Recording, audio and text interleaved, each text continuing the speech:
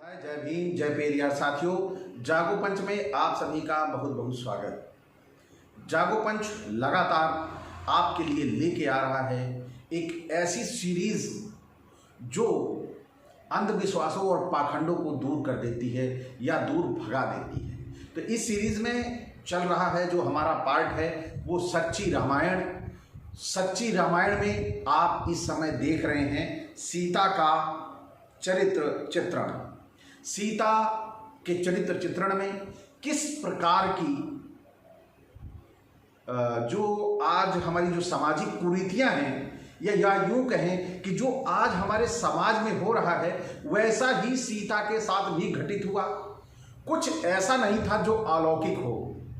तो इसमें क्या ऐसा था जो सीता एक आम मानव जैसी है, इस विषय में जब तक हम उन अंशों को पूरी तरह से जानेंगे नहीं। जैसे अभी पिछले एपिसोड में आपने देखा कि राम जो है सीता से कहता है कि सीता, तुम रावण के पास गई थी, वहां तुम सुरक्षित नहीं रही होगी, जरूर उसने तुम्हारे साथ संबंध बनाया होगा। तो सीता क्या कहती हैं कि हे राम, यह सत्य है, लेकिन यह बताइए मैं अबला स्त्री हूं, मैं करती क्या। यहां पर सीता झुठला भी सकती थी, यानी राम को पता था कि सीता के साथ रावण ने संबंध बनाया है, तभी राम ने सीता को वन भेजा था। वह किसी प्रजा के कहने पर नहीं भेजा था। लेकिन यही हमारे समाज में जो भ्रांति फैला दी है ये रामचरितमानस ने, तुलसीदास की पुस्तक ने, उसी को यदि हम वाल्मीकि रामायण से देखते हैं तो उसमें स्पष्ट ये कहा गया है। तो साथियों, इसी क्रम में आज जो सीता का वो चरित्र चित्रण का पार्ट था, उस पार्ट के बाद आज मैं आपके सामने सीता के चरित्र चित्रण का सच्ची रामायण से अगला भाग प्रस्तुत कर रहा हूं। तो वहां पर आपने सीता का चरित्र देखा, रावण द्वारा सीता के साथ संबंध बनाए जाने की प्रत्यक्ष स्वीकारोक्ति नहीं हुई, लेकिन अप्रत्यक्ष रूप से उसने कहा कि मैं अबला हूं और जो आपने कहा कि संबंध बनाया वो सत्य है। तो सीधी सी बात है, हम यहां पर सीता को एक आदर्श स्त्री के रूप में देखते हैं तो निश्चित तौर पर वह एक साधारण नारी थी, वह कोई अलौकिक या लक्ष्मी का अवतार नहीं थी। तो साथियों, आइए चलते हैं हम सीता के अगले भाग पे। जंगल में आपने वहां पे खत्म हुआ था कि राम जो है वो सीता को जंगल में छोड़ आता है। अब यहां पर जब जंगल में छोड़ आता है तो क्या होता है, जंगल में उसने 2 पुत्रों को जन्म दिया। उत्तरकांड 66 अध्याय। अंत में जब राम ने इस संबंध में सीता से शपथ खाने को कहा तो वह अस्वीकार करते हुए मर गई। उत्तरकांड 97। राम ने सीता को बच्चों के लिए जब शपथ खाने को कहा था तो सीता ने धरती में समा गई, लेकिन राम की द्वारा कही गई शपथ को नहीं लिया। अब रावण ने सीता को सिर झुकाकर बड़े सम्मान पूर्वक अपनी ओर आकर्षित होने को कहा। इसका तात्पर्य यह है कि रावण ने सीता के प्रति अपनी किसी शक्ति का प्रयोग नहीं किया, बल्कि सीता स्वयं उस पर मोहित हो गई थी। सीता ने रावण को विशेषा का स्वयं अनुसरण किया। रावण पर मोहित न होने की दशा में वह सीता को छू तक नहीं सकता था, क्योंकि रावण को श्राप दिया गया था कि यदि वह किसी स्त्री को उसकी इच्छा के विरुद्ध छुएगा तो उसका सिर टुकड़े टुकड़े हो जाएगा। ब्रह्मा का भी उसे यह श्राप था कि यदि वह किसी स्त्री को उसकी अनिच्छा होने पर छुएगा तो वह भस्म हो जाएगा। अतः रावण ने किसी भी स्त्री को उसकी इच्छा के विरुद्ध ना तो छुआ और ना तो छू सकता था। तो यहां पर आपने सभी ने देखा होगा, जब पंचवटी से सीता को गोद में लेकर, सीता को गोद में उठाकर रावण वहां से पुष्पक विमान पर बैठा और लेके भागा था, तो रावण यदि सीता की इच्छा के विरुद्ध उठाया होता तो भस्म हो जाता, और सीता की इच्छा के विरुद्ध होता तो उसका टुकड़े टुकड़े हो जाते। तो ये दोनों श्राप वहां पे काम नहीं किए, तो इसका मतलब है कि सीता की सहमति थी, वह रावण के साथ स्वेच्छा से गई थी। यह पूरी तरह से स्पष्ट होता है। लेकिन हमारे समाज में परोसा क्या गया कि वह जबरन लेके गया। यह जबरन नहीं, इसे बोलेंगे वह रजामंदी से गई, क्योंकि पूरी तरह से स्पष्ट होता है दो दो श्राप। जब ब्रह्मा का श्राप नहीं काम कर रहा और दूसरा ऋषि मुनियों का श्राप नहीं काम कर रहा है, तो समझ लीजिए यहां पर स्थितियां संदिग्ध हैं। या तो ब्रह्मा ने गलत श्राप दिया था या ब्रह्मा गलत हैं। यही कहानी हम सबको समझनी है कि कैसे हमें बेवकूफ आसानी से बना दिया जाता है। तो आगे चलते हैं कहानी की ओर। रावण ने सीता को वापस प्राप्त करके तथा उसे अपनी स्त्री के रूप में पुनः स्वीकार करके राम अयोध्या में राज कर रहा था। उसकी साली कुकुवावती ने राम के पास आकर कहा कि हे श्रेष्ठ, तुम अपने की अपेक्षा सीता को कैसे अधिक प्यार करते हो, साथ आ जाओ और अपनी प्यारी सीता के हृदय की वास्तविकता को देखो। वह अब भी रावण को नहीं भूल सकी है। वह रावण के ऐश्वर्य पर गर्व करती हुई उसका चित्र अपने पंखे पर, यानी जो पंखा झला जाता था उस पे बनाए हुए, उसे अपनी छाती पर चिपकाए हुए अधोन्नत नेत्रयुक्त अपनी चारपाई पर लेटी हुई है। अब यहां पर आप सभी ध्यान से सुने कि जो राम की साली है वो आई राम से कहती है कि सीता अभी भी रावण को भूल नहीं पाई है, आज भी वो उसके हृदय में बसे हुए हैं और वह जो हाथ में हवा करने वाला पंखा है उसमें उनका चित्र उकेर कर बनाकर अपने सीने से चिपकाए हुए आंख बंद किए उन्हीं की याद में मगन है और लेटी हुई हैं। इसी समय दुर्मुहा नामक एक गुप्तचर ने राम के निकट आकर उसे बताया कि रावण के यहाँ से सीता को लाकर पुनः अपनी स्त्री बना लेना प्रजा में तुम्हारी निंदा और उपहास का विषय बना हुआ है। यह सुनते ही राम तिलमिला गए और क्रोध आ गया। उसी समय राम को मन ही मन अपने अपमान और दुख का अनुभव हुआ जो कि उनके चेहरे से प्रकट होता था। उसने आहें भरी और अपनी साली के साथ सीता के कमरे में गया। राम ने सीता को अपने विजन पर रावण का चित्र बनाए हुए उसे अपनी छाती पर चिपकाए हुए सोती पाया। यह बात श्रीमती चंद्रावती लिखित बंगाली रामायण के पृष्ठ 191 और 200 में पाई जाती है। घटनाओं के गंभीर अध्ययन से प्रकट होता है कि राम ने सीता में उसके गर्भवती होने में दोष पाया।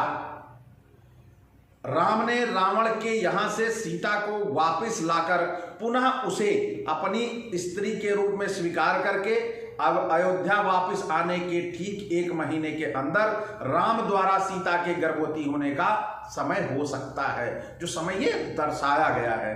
तो यहां C.R. श्रीनिवास अयंगर की रामायण पर टिप्पणी नामक पुस्तक के अनुसार राम ने सीता को रंगे हाथ पकड़ा था क्योंकि उसने रावण का चित्र खींचा था अपने पंखे पर। आगे आइए, रामायण के अनुसार हम कह सकते हैं कि राम एक अयोग्य व्यक्ति था और सीता एक व्यभिचारिणी स्त्री थी।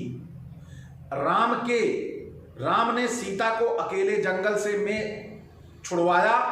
इसके प्रमाण स्वरूप बहुत से दृष्टांत हैं। राम ने सीता को अकेले जंगल में छुड़वाया, ऐसा कई सारे प्रमाण हैं। जहां तक सीता का संबंध है, रावण के साथ अनुचित संसर्ग करने के कारण धर्म नीति के अनुसार पवित्र नहीं थी। यदि राम कृत्य उचित मान लिया जाए तो वह सभी को स्वीकार कर लेना चाहिए कि सीता रावण द्वारा गर्भवती हुई थी। यदि यह तो सबसे पहले इसमें बात लें, अगर राम ने जो कृत्य किया था इसमें थोड़ा सी चर्चा अपनी तरफ से हो जाए जिससे विश्लेषण अच्छा हो पाए। राम ने जो कृत्य किया था यानी सीता को वन में छुड़वाया प्रजा के कहने पर। अगर प्रजा के कहने पर छुड़वाया तो इसका मतलब राजा प्रजा के कहने पर कितना चलते थे, प्रजा के कहने पर एक राजा कितना चलता है। प्रजा किसी अपराधी को कह दे जिसने अपराध नहीं किया है तो क्या राम छोड़ देते? ऐसा नहीं था। राजा उस समय अपने स्वविवेक से निर्णय लेता था। तो किसी की पत्नी के ऊपर प्रजा आरोप लगा दे, प्रजा की इतनी हिम्मत नहीं हो सकती। तो वहां पर राम ने सीता को जो छोड़ा था उसका सबसे बड़ा कारण था कि राम ने सीता को रंगे हाथ पकड़ा था और इसीलिए सीता को उन्होंने वन को भेजा था। और जब उन्होंने उसको वन में भेज दिया तो यह सिद्ध होता है कि रावण और सीता का समागम हुआ था, यानी उनका शारीरिक संबंध बना था। इसीलिए राम ने सीता को छोड़ा था। केवल शक के आधार पर किसी को त्याग देना यह राम जैसा व्यक्ति नहीं कर सकता, क्योंकि वह मर्यादा पुरुषोत्तम राम थे। यदि इस परिप्रेक्ष्य में देखा जाए तो राम से इतनी बड़ी गलती तो नहीं हो सकती कि वह किसी के कहने मात्र से ही अपनी पत्नी को छोड़ दे। तो साथियों, यहां समझने वाली बात थी कि राम द्वारा किया गया कृत्य अपराध की श्रेणी में आता है। उन्होंने सीता को जंगल में छोड़ा था और यदि यह प्रमाण है, राम को यह सिद्ध हो गया था कि सीता रावण के द्वारा गर्भवती थी, तो राम द्वारा छोड़ा जाना उपयुक्त है और हम सभी को यह स्वीकार करना चाहिए। आइए आगे चलते हैं।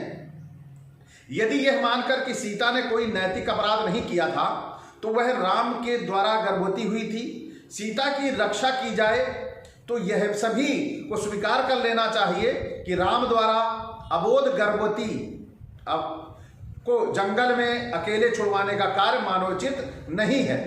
राम ने सीता के गर्भ के विषय में अन्वेषण किया था, तभी उसने दूसरे दिन प्रातःकाल उसे जंगल में छोड़ा था। ऐसी दशा में यह सिद्ध करना कि ना तो सीता भ्रष्ट थी और ना राम गुंडा तथा विश्वासघाती प्रकट करता है कि यह भ्रष्टता और नीचता क्षम्य नहीं है। तो आप सभी यह स्वयं निर्णय लें कि जो राम द्वारा कृत्य किया गया, राम ने सीता को जंगल में छोड़ दिया गर्भवती पाए जाने के कारण। और वो गर्भवती पाए जाने का कारण क्या था? क्योंकि हर व्यक्ति, किसी की भी पत्नी यदि गर्भवती होती है तो एक निश्चित मंथ होते हैं गर्भवती के होने के। तो उन मंथों का निरीक्षण जब राम ने किया तो राम ने पाया कि सीता जब उनके साथ नहीं थी तब की वो गर्भवती है। इसीलिए अगले दिन सुबह उन्होंने यह निर्णय लिया कि सीता को जंगल में छोड़ देना चाहिए, क्योंकि कोई भी व्यक्ति, साधारण मनुष्य भी इस तरह की गलती नहीं कर सकता है कि उसे ये पता हो उसकी पत्नी उसी के पास रही हो, लगातार उसी के साथ रही हो, और या ना भी रही हो तो यदि उसे पता है कि जिस माह में वो गर्भवती हुई है वह पत्नी उसके साथ थी, तो ऐसी गलती किसी के कहने पर नहीं करेगा, क्योंकि उसे पता है कि उसकी पत्नी जिस माह में वो गर्भवती हुई है उसके साथ लगातार थी। और उसके बाद अगर वो किसी के पास रहती है, गर्भवती होने के बाद किसी के पास चली जाती है, तो संदेह का कारण बनता ही नहीं, क्योंकि एक निश्चित माह होते हैं जिसकी वजह से यह प्रकट हो जाता है कि गर्भवती वो यहां से है कि वहां से है। तो राम को जब यह स्पष्ट हो गया कि जब वो मेरे साथ रही ही नहीं तो ये गर्भ इतने माह का कैसे इसके पास है, तो इसी एवज में राम ने सीता का परित्याग किया और जंगल में छोड़ने का निर्णय लिया। इसमें प्रजा का कोई दोष नहीं है। प्रजा में कितनी भी बुराइयां होती हो, पड़ोसी या समाज चाहे जितना कहता हो, जब मुझे पता है कि जो मेरी पत्नी गर्भवती है वो उसी माह में मेरे साथ रही थी, तो संदेह का लेस मात्र भी कारण नहीं है। दुनिया तो दूसरे के चरित्र पर लांछन लगाना बहुत अच्छी तरह जानती है। तो साथियों, आज की ये कहानी सच्ची रामायण, वाल्मीकि रामायण से उद्धृत तैयार की गई सच्ची रामायण है। रामायण को लेकर हमारे समाज में अंधविश्वास और पाखंड बहुत भयंकर व्याप्त है।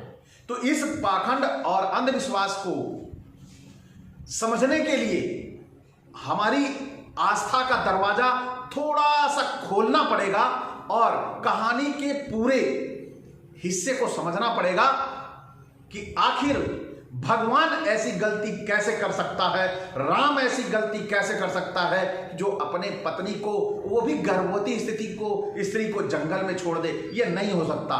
ये केवल एक कहानी मात्र है, इसका अलौकिक स्थिति से कोई मतलब नहीं। तो साथियों, आज की ये कहानी आपको कैसी लगी? अच्छी लगी हो तो लाइक करें, और जो हमारे नए साथी आए हैं, जो देखे हैं यहां तक, उनको ये सच्ची रामायण की कथा कैसी लगी, अच्छी लगी हो तो चैनल को सब्सक्राइब कर लें और इसको शेयर करना ना भूलें साथियों, जिससे मुझे मल्टीविटामिन मिलता रहे, मैं और ढेर सारी आपको ये वीडियो ऐसी प्रस्तुत करूं। और इसी के साथ बेल आइकन की घंटी जरूर प्रेस कर लीजिए, जिससे हमारे अगले वीडियो का नोटिफिकेशन आप तक पहुंच जाए। इसी के साथ आपसे मैं विदा चाहूंगा। नमस्कार, जय भीम, जय जोहार।